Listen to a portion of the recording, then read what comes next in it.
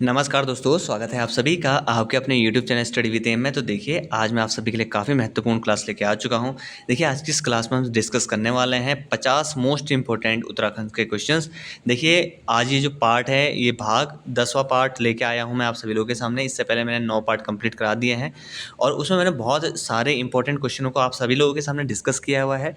देखिए, ये जो सीरीज़ चलाई जा रही है, ये काफ़ी महत्वपूर्ण है आपकी कर एवं राजस्व निरीक्षक परीक्षा के लिए, साथ ही साथ आपका जो कनिष्ठ सहायक 23 अगस्त को होने वाला है, उसके लिए भी काफ़ी महत्वपूर्ण है। तो आप सभी लोग स्टार्टिंग से लेके एंड तक आज की इस वीडियो को जरूर देखिएगा। साथ ही साथ जिन लोगों ने YouTube channel study with M को सब्सक्राइब नहीं किया है, आप लोगों से मेरा छोटा सा रिक्वेस्ट है, इसको जरूर सब्सक्राइब कर लीजिएगा, बेल आइकन को जरूर प्रेस कर लीजिएगा, ताकि आने वाले टाइम पे कोई भी इंपॉर्टेंट वीडियो होती है उसका नोटिफिकेशन तुरंत आपके पास पहुंच जाए। देखिए, कल हम लगभग 100 क्वेश्चन हमने यहाँ पर डिस्कस कर दिए थे आप सभी लोगों के सामने। देखिए, आज हम डिस्कस करने वाले हैं 101 से, ठीक है? 101 से हम यहाँ पर डिस्कस करने वाले हैं, आप सभी लोगों को मैं बताऊँगा। और जितने भी क्वेश्चंस हैं, उन सभी के की पॉइंट जो कि आपके एग्जाम की दृष्टि से काफ़ी महत्वपूर्ण होंगे, उन सभी की पॉइंट पर भी हम डिस्कस करेंगे।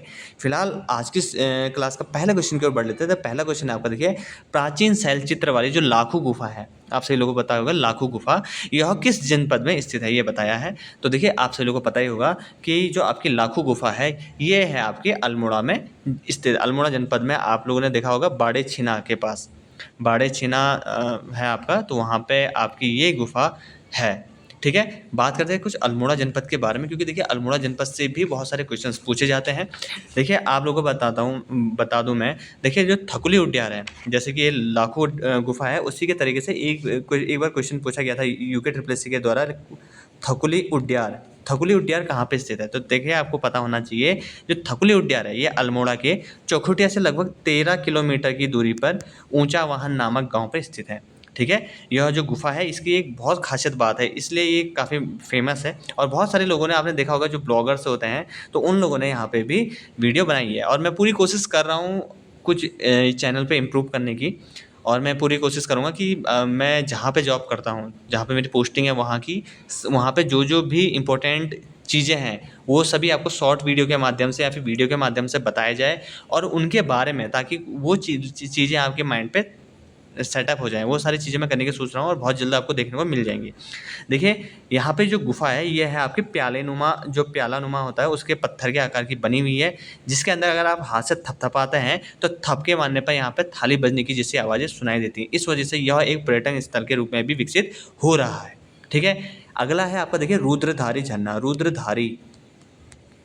रुद्रधारी झरना, ठीक है? रुद्रधारी झरना कहाँ पे है? कई बार ये भी पूछ लिया जाता है। ये भी आपका अल्मोड़ा जनपद में स्थित है। अल्मोड़ा कौसानी जो सड़क मोटर वाहन है, वहाँ पे ये भी स्थित है। बात करते हैं अल्मोड़ा स्थित में आपका जो डिबेटिंग क्लब है, उसकी स्थापना कब हुई थी? 1870 में हुई थी, और 1871 से क्या निकला था? आपका अल्मोड़ा अखबार निकला था। तो ये छोटे छोटे पॉइंट आपको याद रखने होने चाहिए। मैं ये चीज़ें बार बार रिपीट इसलिए कर रहा हूँ, देखिए, क्योंकि अगर आप ये सारी चीज़ें रोज़ हमारे सीरीज को फॉलो करते हैं, तो कहीं ना कहीं आपके माइंड में छप जाएंगी। 1870 में देखिए डिबेटिंग क्लब की स्थापना हुई थी, ठीक है? और 1871 में क्या होता है? आपका अल्मोड़ा अखबार का संपादन किसने किया था? बुद्धि बल्लभ पंत। आप सभी लोगों को पता होगा कि उत्तराखंड के लोक सेवा आयोग के द्वारा वर्ष 2023 में उत्तराखंड पुलिस की वैकेंसी निकाली गई थी, जिसमें एक प्रश्न यहाँ भी आया था कि जो आपका अल्मोड़ा अखबार है, उसका प्रकाशन सर्वप्रथम किसने किया था? तो बहुत सारे लोगों ने यही क्वेश्चन गलत किया था, ठीक है? तो ये गलत क्वेश्चन करना नहीं है, और इसका जो सही आंसर है, प्रथम जो संपादक थे वो बुद्धि बल्लभ पंत थे, ठीक है? अल्मोड़ा से ही स्थित है आपकी सालम की घटना। आपको पता होना चाहिए कि 25 अगस्त 1942 को आपके सालम क्षेत्र में एक घटना होती है। सालम क्षेत्र में पुलिस और प्रदर्शनकारियों के बीच क्या हो जाती है? झड़प हो जाती है, जिसका नेतृत्व किसने किया था? प्रताप सिंह कर रहे थे। और इस झड़प में 2 लोग शहीद हो गए थे, और ये शहीदों के नाम पूछे जाते हैं। कल भी मैंने बताया था, सबसे पहले थे आपके टीका सिंह, और दूसरे थे आपके नरसिंह धानिक। टीका और धानिक, ये 2 नामों को आपको याद रखना है। बढ़ते हैं हम अगले अगले क्वेश्चन की ओर। देखिए, अगला क्वेश्चन है आपका, देखिए, उत्तराखंड में औपनिवेशिक संघर्ष किस काल में प्रारंभ हुआ था? औपनिवेशिक संघर्ष काफ़ी महत्वपूर्ण है। देखिए, आपका जो औपनिवेशिक संघर्ष हुआ था, ये हुआ था आपका गोरखा काल में। गोरखा के बारे में भी मैंने, देखिए, इससे पहले वाली सीरीज में बहुत भर भर के आपको बताया है कि यहाँ पे क्या था, क्या नहीं था। ये सारी चीज़ें मैंने आपको उसमें समझाई हैं, तो आप सभी लोग इसको देख सकते हैं। अगला क्वेश्चन है आपका, देखिए, ये भी काफ़ी है, ये भी सुमेलित करने के लिए आता है। आपको बताना है कि क्या कहते हैं, जो आपके पुरास्थल है और उसकी विशेषता या जानकारी, यहाँ से कौन सी चीज़ मिली है, इन सभी की जो जानकारियाँ हैं, ये आपको मिलानी है। ठीक है, तो ये आपके हो गया और उसके बाद ये आपके आपके ऑप्शंस हो गए। तो आपको बताना है कि इसमें से कि कौन सा ऑप्शन किससे सुमेलित करता है। ठीक है, ये आपको बताना है। तो देखिए सबसे पहले बात करता हूँ मैं आपकी हुडली की। तो हुडली में क्या हुआ है, नीले रंग के शैल चित्र मिले हैं। ठीक है, मलारी की बात करूँ तो मलारी से सोने का क्या है, मुखटा मिला हुआ है, ये भी सही है। अब बात करते हैं फल सीमा। फल सीमा क्या है, फल सीमा से मिला है आपका शैल चित्र में योग मुद्रा में मानव। और बनकोट, याद रखें बनकोट में 8 ताम्र मानवाकृतियाँ मिली हुई है। तो ऑप्शन नंबर बी इसका राइट आंसर हो जाएगा, ये आपका सुमेलित हो जाएंगे। ठीक है, अगला क्वेश्चन आपका देखिए, श्रीनगर पंवार राजवंश का संस्थापक कौन था, ये आपको बताना है। तो ये थे आपके अजयपाल। ऑप्शन नंबर सी इसका राइट आंसर हो जाएगा। बात कर लेते हैं अजयपाल के बारे में, क्योंकि देखिए अजयपाल भी काफ़ी महत्वपूर्ण और कई बार पूछा जाता है। देखिए अजयपाल आपको पता होना चाहिए 37वां पवार शासक थे। इनको देखिए राय बहादुर पातीराम ने अजयपाल को गणपति से संबोधित भी किया था। आपको ये भी पता होना चाहिए कि अजयपाल जो है चातुरगढ़ के गणपति आनंद पाल के पुत्र थे, जिन्होंने 52 गढ़ों को अपने बाहुबल से जीता था। ठीक है, बात करते हैं हम यहाँ पे जो श्रीनगर वाली ये अजयपाल वाली। तो देखिए अजयपाल ने 1517 ईस्वी में राजधानी देवलगढ़ से कहाँ स्थानांतरित की थी, श्रीनगर में स्थानांतरित करी थी। और श्रीनगर में ही इन्होंने कालिका देवी जो मठ है उसका भी निर्माण करवाया था। एक बहुत ही महत्वपूर्ण क्वेश्चन भी आता है अजयपाल से संबंधित। अजयपाल ने आपका धुली पाथा, धुली, इसको मैंने बार बार मैं हाईलाइट कर रहा हूँ धुली पाथा, क्योंकि देखिए आपके आने वाले जो समय है उसमें ये धुली पाथा नाम से क्वेश्चन आपको देखने को मिलेगा। देखिए अजयपाल ने जो मापतोल का मापक था धुली पाथा, उसी का प्रचलन किसने किया था, अजयपाल के द्वारा किया गया था। हो सकता है इस टाइप से क्वेश्चन आ जाए कि बताइए किस पवार शासक के द्वारा धुली पाथा मापतोल का मापक का प्रचलन शुरुआत करेगी थी। तो उसका राइट आंसर क्या होगा आपका, अजयपाल। उम्मीद करता हूँ आप सभी लोगों को हमारी आज की जो क्लास है वो काफ़ी पसंद आ रही होगी और आप सभी लोगों को इससे कुछ ना कुछ सीखने को जरूर मिल रहा होगा। तो आप सभी लोगों को अगर थोड़ी सी भी हेल्प मिल रही है तो आप सभी लोग YouTube channel study with M को जरूर सब्सक्राइब कर लीजिएगा। कल मैं देख रहा था 70% लोग ऐसे हैं अभी भी जो हमारे क्लास को देखते हैं लेकिन उन्होंने सब्सक्राइब नहीं किया हुआ है। ठीक है, तो आप लोगों से रिक्वेस्ट है कि आप लोगों की भलाई के लिए हम यहाँ पे क्लास लेके आते हैं। बहुत यूनिक जानकारियाँ देते हैं, कोई भी ऐसी जानकारियाँ नहीं देते जो फर्जी हो। उस पर मैं वीडियो बनाता ही नहीं हम, क्योंकि मेरा वीडियो बनाने का जो मेन मकसद है वो आप लोगों तक जानकारी पहुँचाना है। अगर वही जानकारी सही ना पहुँचे तो कोई फ़ायदा नहीं है। तो मैं पूरी कोशिश करता हूँ कि यूनिक जानकारियाँ और जब इधर उधर से मेरे को थोड़ा बहुत कन्फर्म हो तो ही मैं उसकी जानकारी देता हूँ, अन्यथा उसकी जानकारी मैं नहीं देता हूँ। ठीक है, तो आप सभी लोग इसको जरूर सब्सक्राइब कर लीजिएगा। अगला क्वेश्चन है आपका देखिए, कुमाऊँ का पौराणिक नाम था। आपको बताना है कुमाऊँ का जो पौराणिक नाम क्या था। कुमाऊँ का था आपका मानस खंड। ठीक है, अगला है आपका देखिए, गोरखा उड्यान शिलाश्रयों में लगभग 41 आकृतियाँ हैं, जिसमें मानव और पशु की आकृतियाँ क्रमशः कितनी हैं। आपको ये बताना है कि मानव की कितनी हैं और पशुओं की कितनी हैं। ठीक है, आपको पता होना चाहिए कि मानव की 33 आकृतियाँ हैं और पशुओं की 8। ऑप्शन नंबर ए इसका राइट आंसर हो जाएगा। अगला क्वेश्चन की ओर बढ़ लेते हैं। अगला क्वेश्चन है आपका, सोमचंद के आगमन के समय कुमाऊं पर निम्न में से कत्यूरी वंश के किस राजा का शासन था जब सोमचंद आए थे। तो इसका जो राइट आंसर हो जाएगा आपका वो हो जाएगा ब्रह्मदेव, जिसे वीरदेव भी कहा जाता है। देखिए ब्रह्मदेव को, और इसमें क्या है, ब्रह्मदेव को जागरों में वीरदेव के नाम से भी जाना जाता है। ब्रह्मदेव की बात करें तो देखिए ब्रह्मदेव अशांति देव वंश का अंतिम शासक थे और यह एक अत्याचारी शासक थे। ठीक है, जिसे अंतिम कंत्यूर शासक भी माना जाता है। देखिए जिया रानी की जो लोक गाथा है उसके अनुसार तैमूर लंग ने हरिद्वार पर आक्रमण किया था, जिसका सामना ब्रह्मदेव से हुआ और इस युद्ध में वह क्या हुआ था, मारा गया था। ठीक है, अगला क्वेश्चन की ओर बढ़ लेते हैं। अगला क्वेश्चन आपका देखिए, पवार वंश के शासक मान शाह के संदर्भ में क्या सही नहीं है, ये आपको बताना है। मान शाह के संदर्भ में इसमें से ये जो 4 पॉइंट दे रखे हैं, 4 कथन दे रखे हैं, इसमें से क्या सही नहीं है ये आपको बताना है। सबसे पहला, यह चंद शासक रुद्रचंद का समकालीन था। बिल्कुल सही, ये चंद शासक रुद्रचंद के समकालीन थे। इनके समय चंद शासक 8 बार आक्रमण किया था। 8 बार किसने आक्रमण किया था, लक्ष्मी चंद ने किया था, ये भी बिल्कुल सही है। इन्होंने मानपुर नगर की स्थापना की थी, ये भी बिल्कुल सही है। ये भी 3 के 3 सही है, लेकिन गलत कौन सा है, ये वाला, यह सर्वाधिक समय तक राजा करने वाले पवार वंश के शासक थे, ये गलत है। सर्वाधिक समय तक नहीं थे। सर्वाधिक समय तक जो लंबा कार्यकाल था वो लगभग 63 ईयर तक का, वो था आपका प्रदीप शाह का, लगभग प्रदीप शाह। ठीक है, ये लंबा कार्यकाल इन्हीं का था। बात करते मानसा के बारे में। देखिए मानसा, सबसे पहले बात करते हैं कौन से राजा थे, तो 44वें शासक थे। कई बार, क्योंकि देखिए मैं जितने भी पवार शासक हैं, जिन जिन के बारे में आपको बता रहा हूँ, उन सभी के से पहले मैं ये सबसे पहला पॉइंट मेरा यही रहता है कि मैं सबसे पहले ये चीज़ बताऊँ कि कौन से नंबर वे के शासक थे। कई बार पूछा गया है, उनका क्रम लगाने को पूछा गया है। तो आप सभी लोग इन छोटी छोटी बातों को समझिए कि मैं ये छोटी छोटी बातें आपको बता रहा हूँ तो क्यों बता रहा हूँ, और इसके पीछे कारण क्या है। ठीक है, बात यह है कि बहुत सारे लोग ये भी कहते हैं कि सर ये थोड़ा इजी क्वेश्चन है। ये ऐसा बिल्कुल भी नहीं है, ठीक है ना, वो क्वेश्चन है, आपको ये ध्यान में रखना है, वो क्वेश्चन है। अगर आप इन्हीं इजी क्वेश्चनों का अगर रिवीजन नहीं करोगे तो आप पक्का आप क्वेश्चन गलत करके आओगे अपने एग्ज़ाम में। मैंने बहुत बार देखा, खुद मैंने भी एग्ज़ाम बहुत बार दिए हैं। आज तो मैं गवर्नमेंट सर्वेंट हूँ, लेकिन इससे पहले जब मैं सरकारी नौकरी से पहले मैंने भी बहुत सारे एग्ज़ाम दिए हैं, और बहुत बार ऐसा होता है कि जो हमें बहुत ईजी क्वेश्चन होता है वही हमसे गलत हो जाता है। वो गलत इसीलिए होता है क्योंकि हम उस पर उतना ध्यान नहीं देते हैं। हमने रटा, वो हमारे माइंड में रटा है, लेकिन ऑप्शन इस तरीके से आते हैं, ऑप्शन कन्फ्यूज़ कर जाते हैं। आपके 4 जो ऑप्शन होंगे वो कन्फ्यूज़ कर जाएंगे आपको।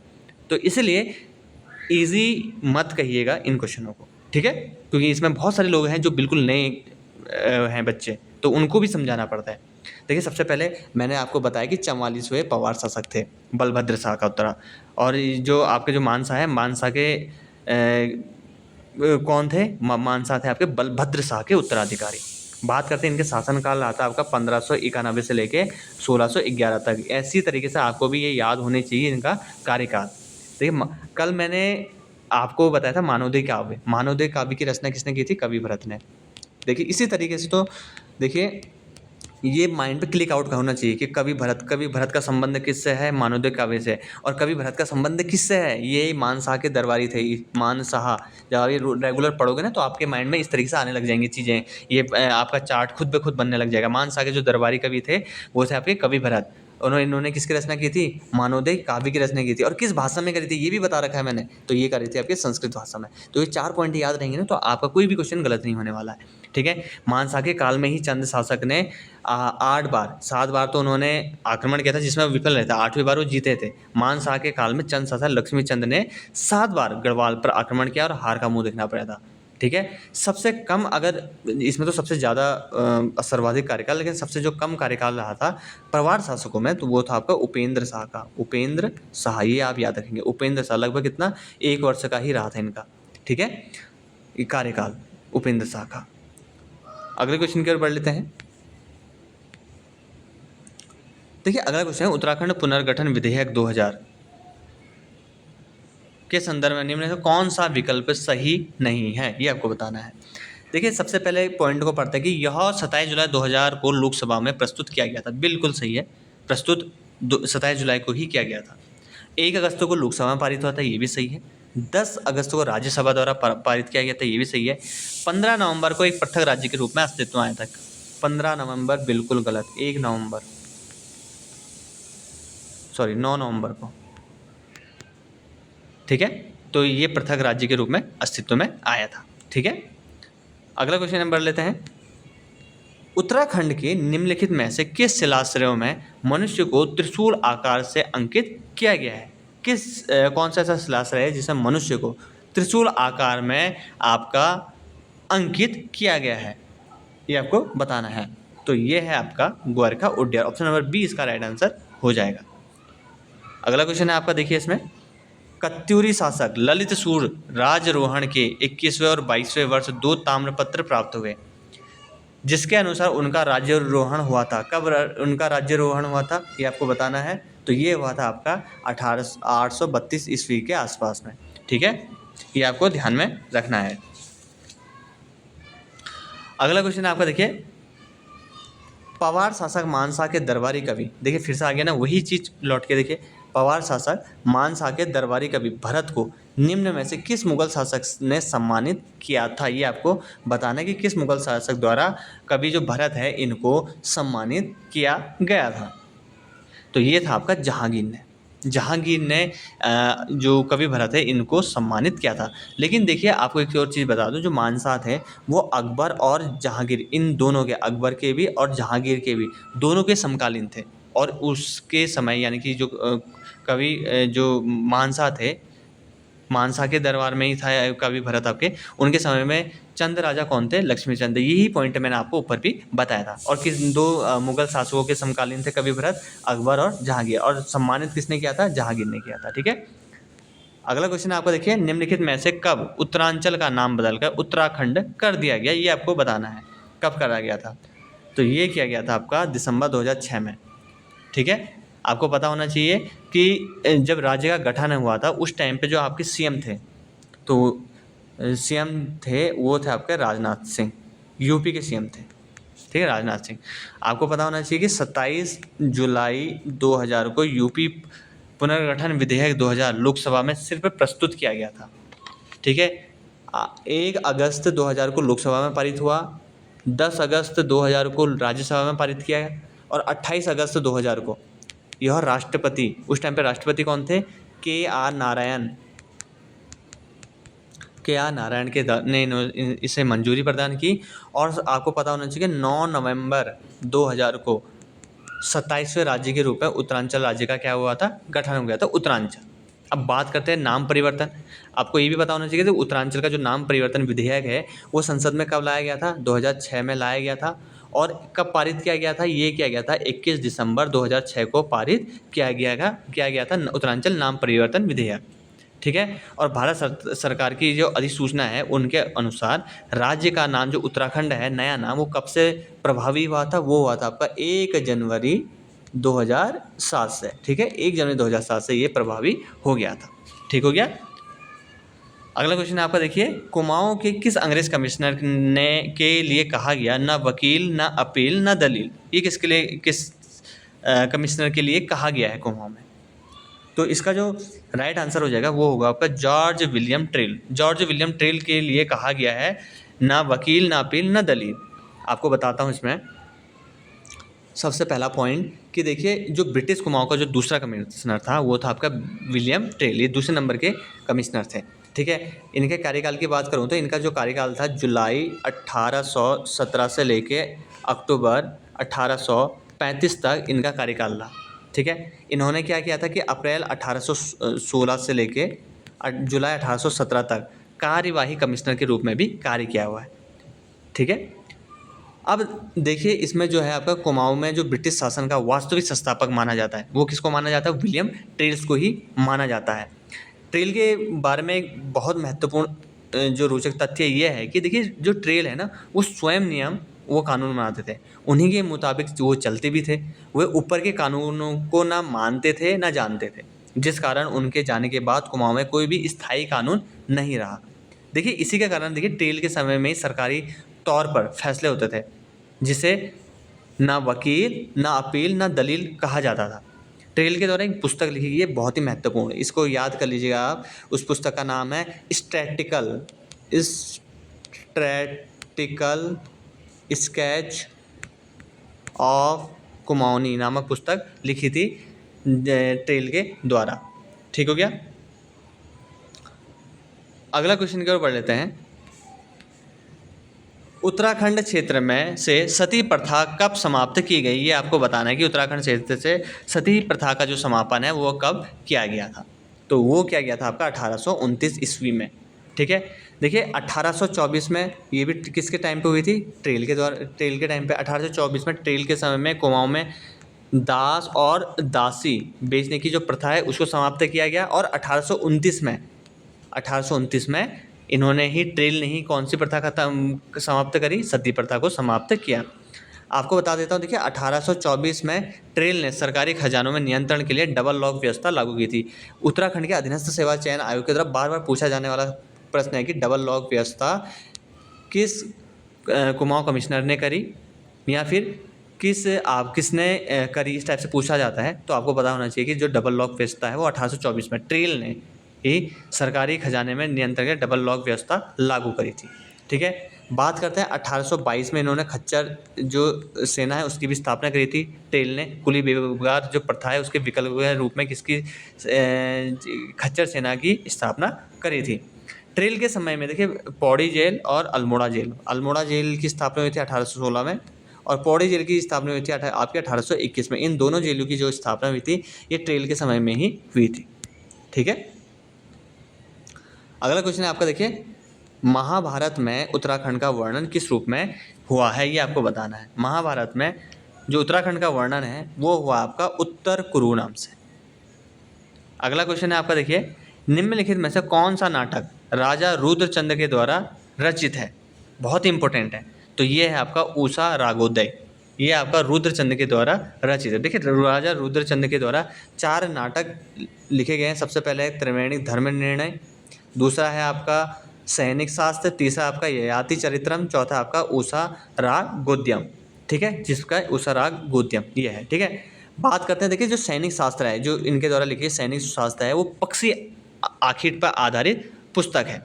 ठीक है, और जो रुद्रचंद्र ने सामाजिक व्यवस्था को सुधारने के लिए क्या है, त्रिवेणिक धर्म निर्णय नाटक जो पुस्तक है वो लिखी थी। ठीक है, जिसमें ब्राह्मणों के गोत्र एवं उनके पारंपरिक संबंधों का वर्णन भी उनके द्वारा किया गया था। ठीक हो गया।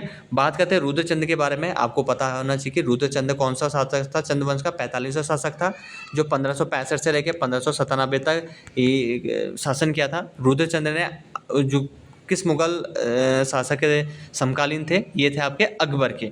इन्होंने 1587 तक, 1565 से लेकर 1587 तक तो स्वतंत्र शासक थे रुद्रचंद्र, लेकिन 1587 से इन्होंने अकबर की अधीनता को स्वीकार कर लिया था।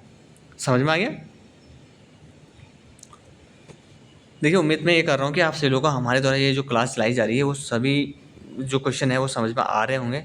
ठीक है, अगला क्वेश्चन आपका, देखिए अंग्रेजों ने चैंपियन ऑफ इंडिया की उपाधि दी थी। चैंपियन ऑफ इंडिया की उपाधि किसको दी थी, ये काफ़ी महत्वपूर्ण क्वेश्चन है। तो ये दी थी आपकी कीर्ति शाह को अंग्रेजों ने। ठीक है, बात करते कीर्ति शाह के बारे में थोड़ी बहुत।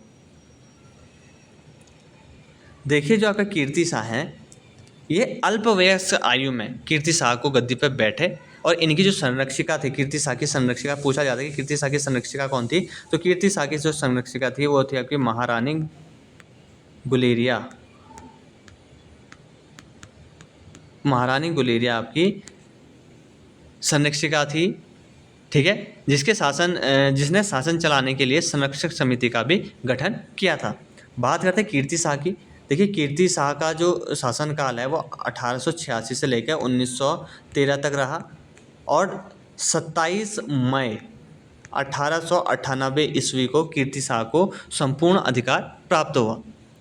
अब जो कैंपेन ऑफ इंडिया की जो उपाधि दी गई थी कीर्ति शाह को, वो कब दी गई थी, वो दी गई थी आपकी 31 दिसंबर 1898 में। इनको ये उपाधि ब्रिटिश सरकार के द्वारा दी गई थी।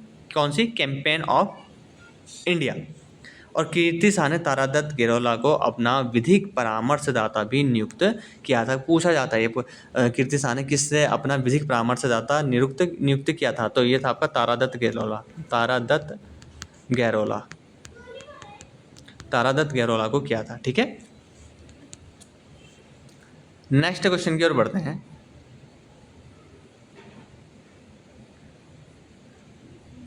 नेक्स्ट क्वेश्चन आपका, देखिए देहरादून से गढ़वाली नामक पत्र प्रकाशित होना आरंभ कब हुआ था। तो काफ़ी इजी क्वेश्चन है आपका।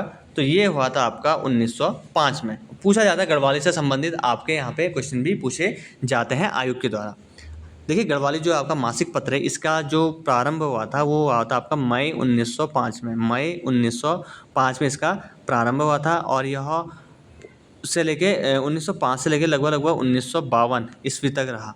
ठीक है, और गढ़वाल यूनियन के प्रयासों से कहाँ पे हुआ था ये, दून में गढ़वाली नामक समाचार पत्र प्रकाशित। यह देखिए गढ़वाली भाषा का प्रथम मासिक क्या था, ये अखबार था। देखिए जो गढ़वाली पत्र है इसके प्रथम अंक में सत्य शरण रतुड़ी की अमर कविता उठो गढ़वालियों को प्रकाशित भी किया गया था।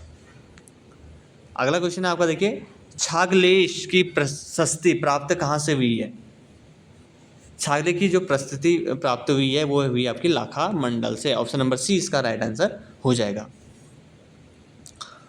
अगला क्वेश्चन है आपका यहाँ पर, देखिए A.T. एटकिंसन के द्वारा संपादित हिमालय क्षेत्र का गजेटियर प्रकाशित हुआ था। कब प्रकाशित हुआ था, तो ये हुआ था आपका 1882 ईस्वी में। अगला क्वेश्चन है आपका, देखिए कुमाऊं के चौथे कमिश्नर कौन थे। काफ़ी महत्वपूर्ण क्वेश्चन है। कुमाऊं के आपके जो चौथे कमिश्नर है वो कौन थे। तो इसका जो राइट आंसर हो जाएगा आपका जीटी लुसिंगटन। जो देखिए जो लुसिंगटन है ये आपके कुमाऊं के चौथे कमिश्नर है। इनके बारे में थोड़ा बहुत जान लेते हैं लुसिंगटन के बारे में। देखिए 30 नवंबर 1838 ईस्वी को नए कमिश्नर लुसिंगटन बने। उस समय 1839 ईस्वी में हल्स्टन ने श्रीनगर में एक स्कूल की स्थापना भी करी थी। बात करें 1839 की, देखिए 1839 में ईस्वी में कुमाऊं कमिश्नरी के तहत पृथक रूप से गढ़वाल एवं कुमाऊं दो जिलों का भी गठन किया गया था 1839 में। देखिए लुसिंगटन ने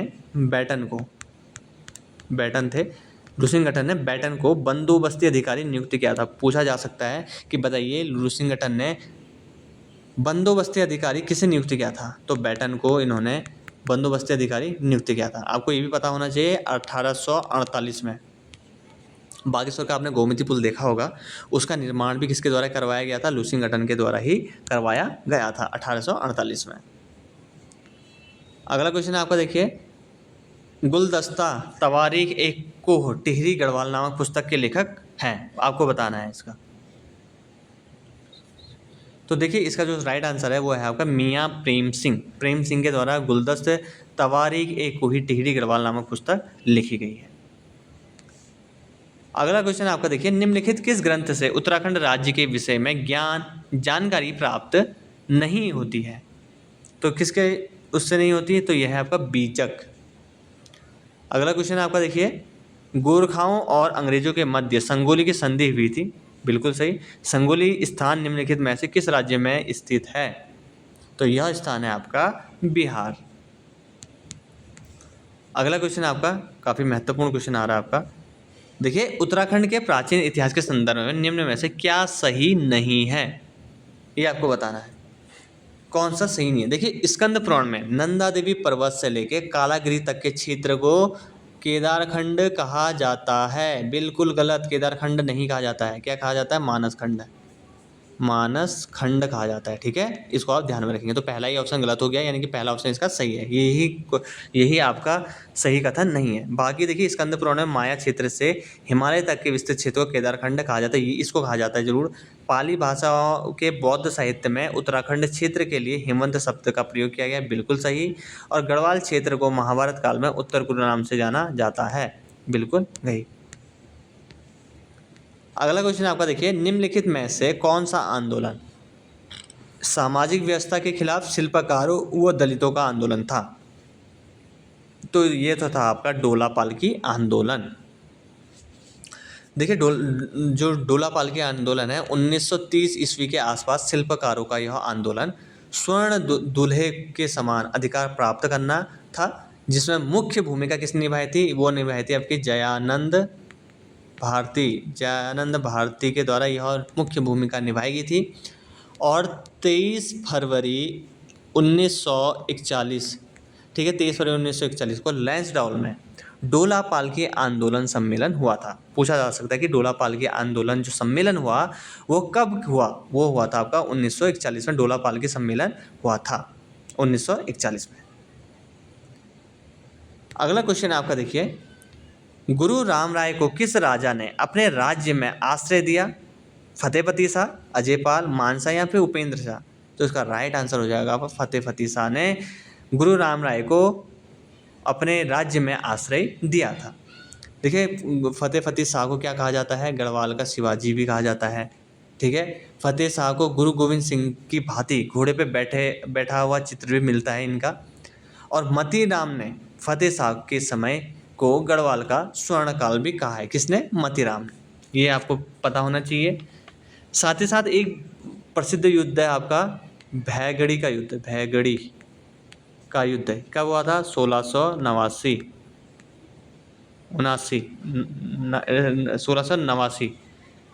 किस किस के बीच में होता है, ये हुआ था आपका गुरु गोविंद सिंह और फतेह शाह के बीच हुआ था आपका भैंगड़ी का युद्ध।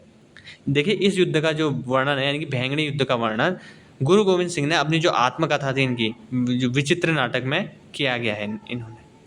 और फतेह शाह ने जो गुरु राम राय हैं उनको अपने दरबार में बुलाया और देहरादून में गुरुद्वारा बनाने की लिए मदद मांगी थी, ठीक है। अगला क्वेश्चन आपका यहाँ पर देखिए, निम्नलिखित में से कौन से चंद शासक अकबर से मिलने उसके दरबार गए थे, ये आपको बताना है। तो ये गए थे आपके रुद्रचंद, रूपचंद लिखा है, ये होना चाहिए आपका रुद्रचंद। मैंने कहा था ना रुद्रचंद अकबर के समकालीन थे, इसके बारे में मैंने और भी डिटेल पहले बता दी है। अगला क्वेश्चन आपका देखिए, निम्नलिखित में से किस बात का संबंध संगोली संधि से नहीं है। तो देखिए, गोरखाओं ने अपने दक्षिणी सीमा के नीचे भूमि पर अपना दावा बनाए रखा, तो यही आपका जो संगोली संधि इससे संबंधित नहीं है। गोरखे सिक्किम से हट गए, गोरखाओं ने काठमांडू में एक ब्रिटिश रेजिमेंट रखना स्वीकार किया, साथ ही साथ गढ़वाल एवं कुमाऊं जिले अंग्रेजों को सौंप दिए। ये 3 के 3 आपके स्टेटमेंट सही है। अगला क्वेश्चन आपका देखिए, पुराणों में मानस खंड एवं केदार खंड के संयुक्त क्षेत्र को निम्न में से क्या नहीं कहा गया, ये आपको बताना है। तो क्या नहीं कहा गया, अलकापुरी नहीं कहा गया। उत्तराखंड कहा गया, ब्रह्मपुर भी कहा गया, खसदेश भी कहा गया, लेकिन अलकापुरी नहीं कहा गया। अगला क्वेश्चन आपका देखिए, निम्नलिखित में से कौन सा ग्रंथ पवार वंश में आश्रय प्राप्त विद्वान द्वारा रचित कूट के माध्यम से सही उत्तर दें। कौन कौन से पवार शासक के विद्वानों के द्वारा रचित है, ये आपको बताना है। तो ये है आपका देखिए, मानवदे काव्य लिखा गया था मानसा के टाइम पे कवि भरत के द्वारा, साथ ही साथ गढ़ राजवंश काव्य भी लिखा गया था, और साथ ही साथ सुदर्शन नवोदय भी लिखा गया था, लेकिन काव्य मीमांस नहीं लिखा था। तो ऑप्शन नंबर सी इसका राइट आंसर हो जाएगा। अगला क्वेश्चन आपका देखिए, कुमाऊं एवं गढ़वाल पर गोरखाओं का शासन क्रमशः कितने वर्ष तक रहा, ये आपको बताना है। तो यह रहा था आपका 25 वर्ष तो रहा आपका कुमाऊं पर, और 10.5 वर्ष रहा आपका गढ़वाल। ऑप्शन नंबर डी इसका राइट आंसर हो जाएगा। अगला क्वेश्चन आपका देखिए, प्राचीन काल में उत्तराखंड क्षेत्र स्थान के नाम एवं उनके संदर्भ को सूची के एक को सूची 2 से सुमेलित करना है, आपको बताना है। ठीक है, ये सूची है और सूची 1 को सूची 2 से मिलाना है। सबसे पहले देखिए, हेमवंत। हेमवंत क्या है आपका, वैदिक काल में गढ़वाल क्षेत्र का नाम, तो पहले का ए हो जाएगा। ठीक हो गया। उसके बाद अलकापुरी क्या है, अलकापुरी है आपका आदिपुरी पूर्वज मनु का निवास स्थान। ठीक हो गया। जो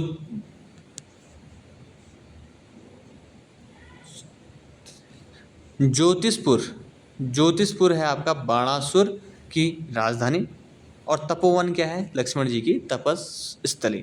तो यानी कि ऑप्शन नंबर ए इसका राइट आंसर हो जाएगा। अगला है आपका देखिए, अनंतः नेपाल सरकार द्वारा संगोली की संधि कब स्वीकार की गई। अंततः नेपाल सरकार के द्वारा जो संगोली की संधि है वो मार्च 1816 ईस्वी में स्वीकार करी गई थी। ऑप्शन नंबर सी इसका राइट आंसर हो जाएगा।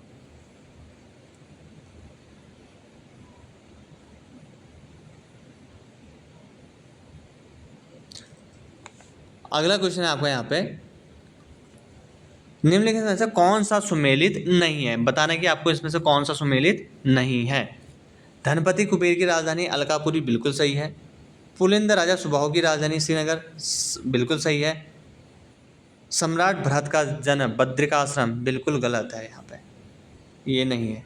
और केदारनाथ को प्राचीन ग्रंथ में क्या क्या क्या गया है, भृंगतुंग कहा गया है।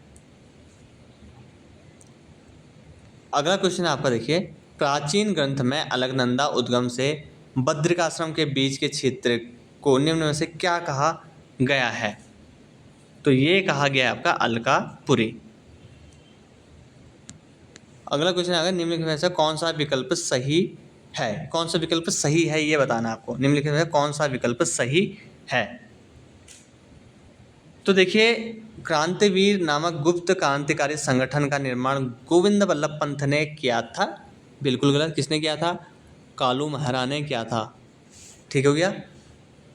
आपको पता होना चाहिए कि 1857 ईस्वी में चंपावत में कालू सिंह जो मेहरा थे, उन्होंने कुमाऊं में अंग्रेजों के विरुद्ध क्रांतिवीर नामक गुप्त संगठन चलाया था, जिन्हें उत्तराखंड के प्रथम स्वतंत्रता सेनानी होने का भी दर्जा मिलता है आपका कालू मेहरा को।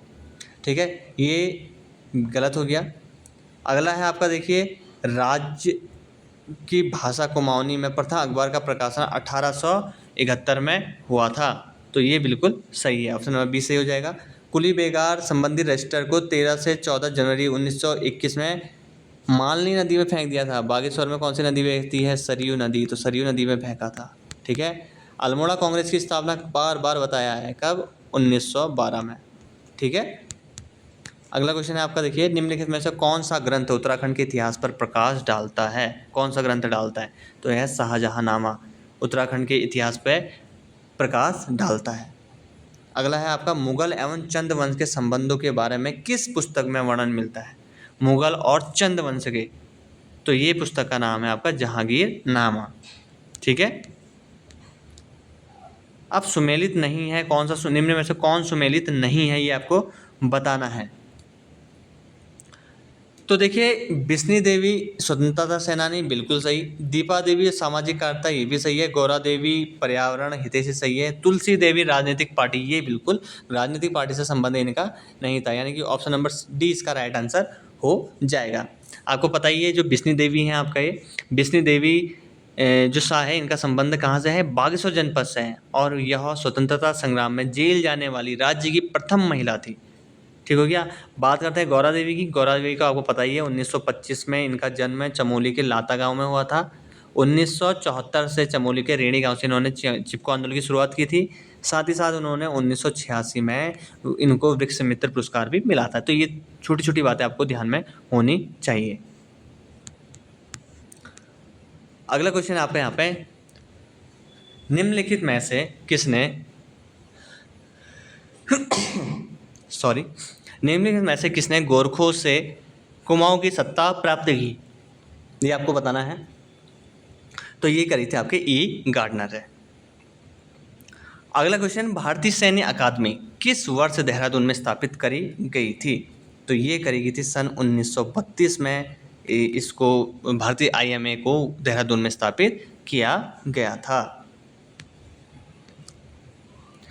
अगला क्वेश्चन आपका, देखिए लैंसडाउन में गढ़वाल राइफल की छावनी किस वर्ष स्थापित की गई थी? तो ये करी गई थी 1887 में। कई बार ये बहुत इंपॉर्टेंट क्वेश्चन है और बहुत बार पूछा जाता है कि गढ़वाल राइफल की छावनी किस वर्ष स्थापित करी? तो 1887 में। ठीक है। अगला, ब्रिटिश गढ़वाल में जिला प्रशासन किसके अधीन था? तो ये था आपका कमिश्नर के अधीन। ऑप्शन नंबर सी इसका राइट आंसर हो जाएगा। अगला क्वेश्चन है आपका, देखिए राजा प्रद्युम्न शाह ने ब्रिटिश सहायता से गोरखों को किस वर्ष युद्ध में हराया था? तो ये था आपका 1814 में। अगला क्वेश्चन है आपका, देखिए कप्तान हैरिसी ने निम्नलिखित में से किसे कुमाऊं का अर्ल वारिक कहा था? कुमाऊं का, तो ये कहा था आपका हर्षदेव जोशी को कहा था कुमाऊं का अर्ल वारिक। अगला क्वेश्चन है आपका, देखिए प्राचीन काल में उत्तराखंड के विद्याध्ययन केंद्र कर्णाश्रम से संदर्भ में क्या सही नहीं है? ये आपको बताना है। देखिए, इस स्थान पर संबंध शकुंतला और दुष्यंत के प्रेम से है, बिल्कुल सही है कर्णाश्रम का। दुष्यंत एवं शकुंतला के पुत्र भरत का जन्म यहीं पे हुआ था, ये भी बिल्कुल सही है। यह मालनी नदी के तट पर स्थित है, ये भी बिल्कुल सही है। वर्तमान में यह उधम सिंह नगर जिले में, ये आपका गलत है, कर्णाश्रम उधम सिंह नगर जिले में स्थित नहीं है। कहाँ है ये आप नीचे कमेंट सेक्शन में कमेंट करेंगे। आज का प्रश्न आप सभी लोगों के लिए, और कमेंट करके जरूर बताइएगा। अगर नहीं आता वो भी बताइएगा, तुरंत आपको कमेंट के माध्यम से जानकारी दे दी जाएगी। अगला क्वेश्चन और आज की इस क्लास का लास्ट क्वेश्चन है, 1929 में गांधी जी एवं नेहरू ने उत्तराखंड के हल्द्वानी, भवाली, अल्मोड़ा तथा कौसानी की यात्रा की थी, जो कब किसके मध्य थी? तो ये थी आपकी 14 जून से लेकर 2 जुलाई के मध्य गांधी जी के द्वारा ये यात्राएं करेगी थी। तो ठीक है दोस्तों, आज की इस क्लास में हमने 50 MCQ क्वेश्चनों को सॉल्व किया, साथ ही साथ अन्य प्रश्नों को भी सॉल्व किया। अगर आप सभी क्वेश्चनों को देखेंगे तो आपके लगभग 100 क्वेश्चन यहाँ से तैयार हुए होंगे। आप सभी लोगों से रिक्वेस्ट है कि आप सभी लोग स्टडी विथ एम को ज़रूर सब्सक्राइब कर लीजिएगा, क्योंकि यहाँ से अपना प्यार सपोर्ट बनाए रखिएगा। आपका अपना यूट्यूब चैनल है, तो आप सभी लोग उसको लाइक, सब्सक्राइब और हाइप भी ज़रूर करिएगा। तो ठीक है दोस्तों, कल फिर से हाजिर होंगे एक नए क्लास के साथ। तब तक के लिए आप जितने भी पॉइंट हैं उनको पढ़ते रहिए। कोई भी कन्फ्यूजन होता है तो नीचे कमेंट सेक्शन में कमेंट कर सकते हैं। आपके किसी भी प्रश्नों का जो भी कन्फ्यूजन होगा हम कमेंट के माध्यम से भी दूर करने की पूरी कोशिश करेंगे। तो ठीक है दोस्तों, मिलते हैं आपसे नेक्स्ट इंटरेस्टिंग वीडियोज़ के साथ। तब तक के लिए धन्यवाद।